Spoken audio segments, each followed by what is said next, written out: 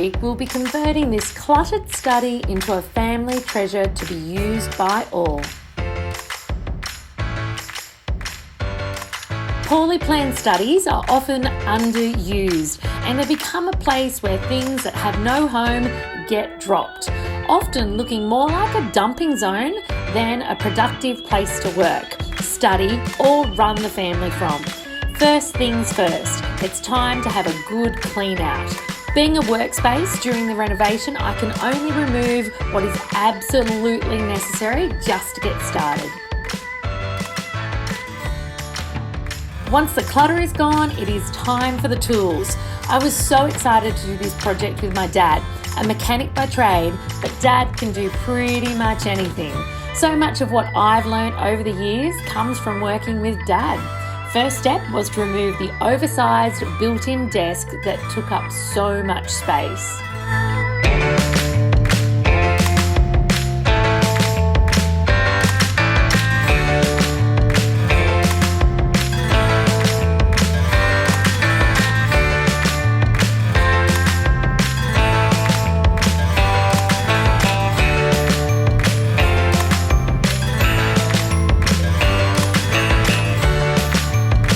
I'm a huge fan of recycling and gifting, and this carpet is being gifted to a local family who needed it for their little one's bedroom, so I wanted to make sure I kept it in tip-top shape until they were ready to collect it.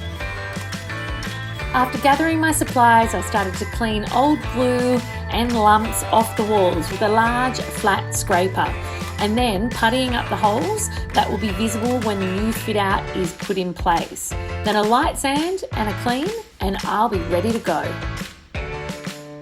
Next is the tape up. I'm a big believer in taping up with a low adhesive painter's tape before I get started.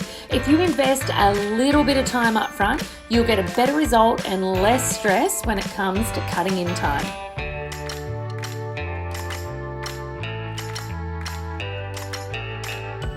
I'm using Taubman's Endure on these walls.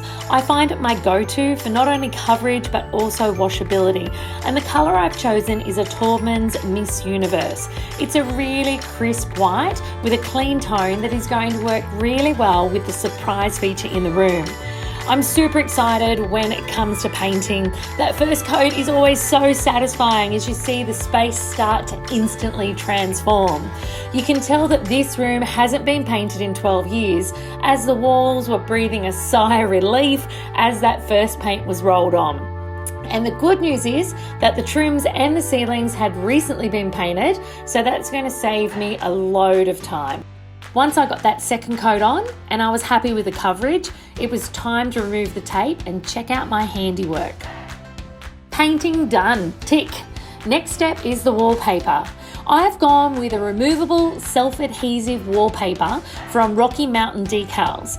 Now, if the proper steps are followed as they're laid out in the instruction packets included in every single order, then it is easy. It does help to have a friend with you and to not be in a rush. A little bit of patience will have you transforming your room before you know it.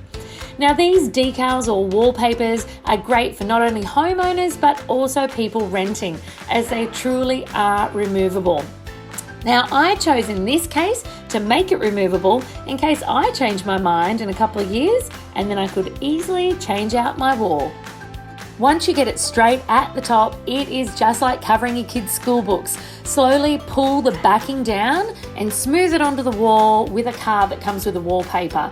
Now, I did decide to go this alone, no phoning a friend, which made it that little bit more effort, but it was totally worth it. Now, I'm in the middle of doing a study makeover for quite a large family.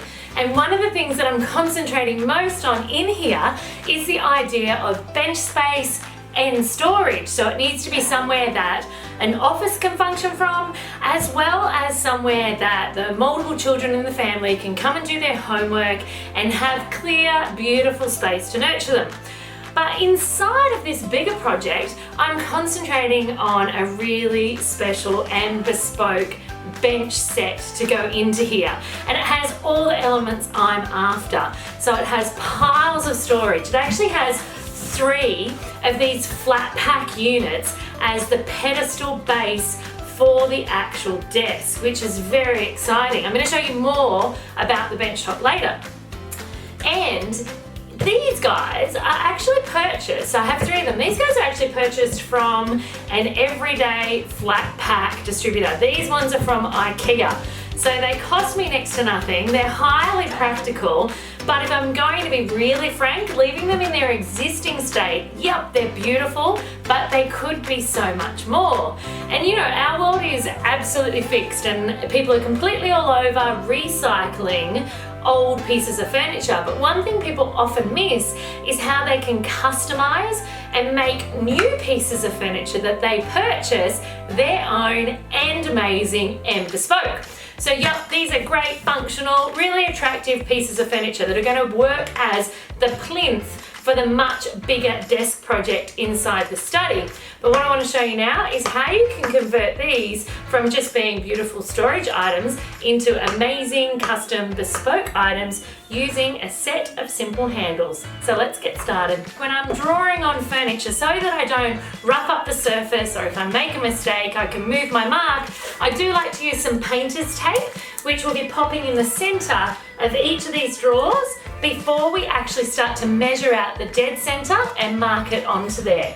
Once we've done that, some simple drilling and popping in these beautiful handles. So check these out. I searched and searched for these because I wanted something really unique, not just your standard silver or your standard gold. I wanted something that really showed, I guess, that beautiful bespoke feel that you can put in when you research and when you look really hard for what you want. So I actually got these off Etsy. They're a gorgeous, gorgeous handle. They're a take on an agate or an agati, depending on how you say it, handle with a gorgeous gold rim. Can you see that? There you go. Really cute, hey? So they're going to be the star center pieces on each of these drawers. So let me show you now exactly how you need to do it. Apply your tape to each drawer. Then, with a measuring tape and a pen or a pencil, draw out the center of your handles, both in height and width of the drawer. It doesn't have to be in the center of each drawer front, but wherever you choose it to be, you need to be able to replicate that on each drawer so you have a cohesive look when you're finished. Now it is drill time. Make sure you get that drill bit that is slightly bigger than the screw of the handle. The tape will also help you protect the drawer front from any splintering or if the drill bit slips. It is essential that you drill the hole orthogonal to the surface to make sure that the handle will sit flush with the drawer front once it's installed. Give it a clean up, remove the tape, and get ready for the next step, which is simply screwing on the handles.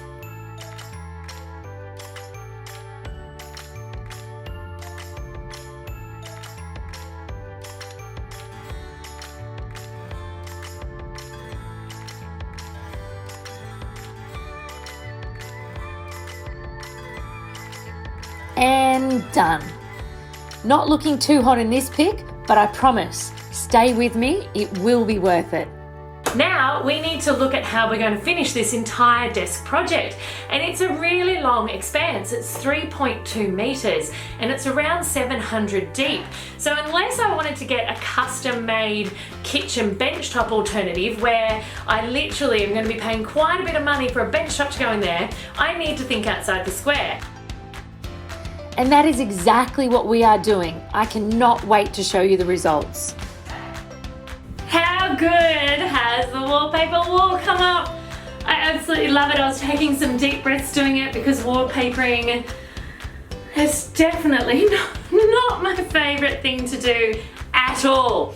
But it's come up a treat. I love the gentle yet organic, botanical feel that it gives to the space, so it's gorgeous.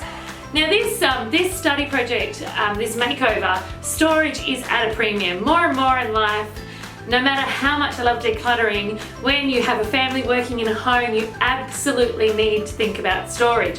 And more often than not, we don't think about the vertical space and the vertical storage. And when we do often think about how we can use our walls for storage, we plonk in big units that like sit on the floor and go up the wall. Well, this space is not big. I think it's 3.2 by 3 meters. And I need to get a floating desk in here where I'm standing. I need to get a big bench desk in over here so that multiple children can sit at that. To make that happen, floor space in here is at a premium as well. So not only do I need storage, but I need floor space so that we can have desks and people can walk around. So the trick to that is using high wall space. So using space that's above head height. So I'm not that tall. I think I'm like maybe just under 170 centimeters tall.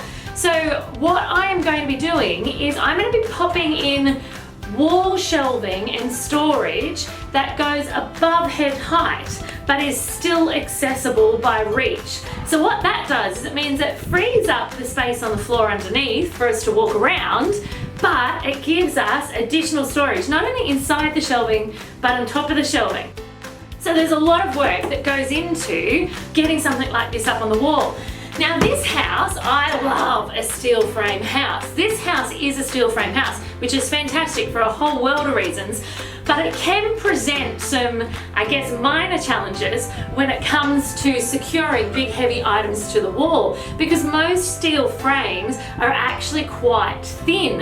And so if you were to screw into them without having the right type of bracing, the screw will literally just bend because it doesn't have the thickness of a beautiful big timber beam.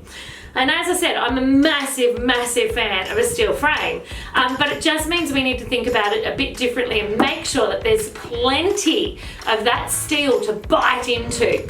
So we're actually going to be putting up a big piece of timber underneath to hold the most of the weight, and then we're going to be internally inserting some steel angles inside the shelving so it won't look lumpy and cumbersome hanging down on the outside. And once the books are in there, beautiful white steel angles won't be seen, and this will hold a ton of weight. Now, one of the biggest things that we're doing in this space, in the study, is actually changing out the flooring that we have in here. So at the moment it's a carpet, and you know what? It has served its purpose, I'm sure, but the entry to this house is on that side of the office or study, the entry to the garage is on that side, and the entry to the kitchen is there. And it's all hard flooring around it. So what I find is there's this patch right near the edge of where the timber and the carpet meet, where people are pretty much using it as a doormat. They're bringing dirt in from the garage, they're bringing dirt in from the front door, and the carpet is showing signs of age. So generally speaking, I've checked out the way that this study works is people come in here to drop their bags, drop their keys, drop their school bags. So literally they're using this carpet as a doormat. So that needs to change. Given this is a family home and a pet home, I'm about to apply this amazing product to this floor. It is a timber look, but it is a vinyl plank, and it is from Carpet Court, and I guess the series or the product name of it is called Laneway. I'm going to be showing you much more about it later. There'll also be links below about how you can lay it, things you need to think about. But it is going to be a massive transformation in this space. So check out the carpet now, and then I can't wait to show you what it looks like once the new vinyl goes down. Pet friendly, stain resistant, easy to clean, child friendly, and all of those mean parent friendly, which is a winner. Once the carpet is up, we need to prep the slab. All visible edges and bumps were sanded away, and then a floor prep is applied. Now this does two things. It gives a lovely level surface, and it also seals up the concrete to an extent and provides a great surface for the glue to bond with. It's now time for the glue. I have stepped down and I've left this one to the expert floorers, but it is certainly something that you can choose to have a go at laying yourself.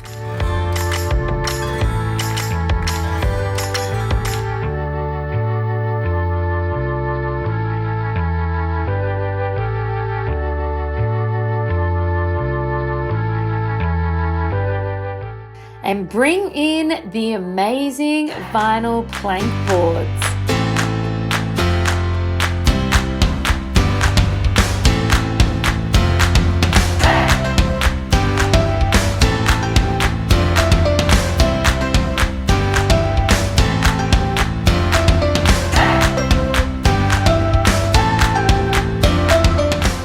And voila! It needs a good clean, but wow, I can totally tell this is the perfect choice already. The study is certainly taking shape.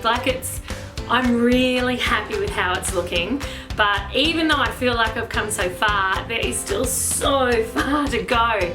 I mean, I've got to paint the bottom of the shelf that we mounted up on the wall because there's big screw holes in it. I've got to transform these, I've got to paint the top, I've got to put in a splashback, and then naturally I need to style it. So I've come a long way, but there's a long way to go. Now, all these little projects that I've just mentioned, if you want to know exactly how I pulled each of those out of the bag or how I made them happen, there's links below to those direct videos.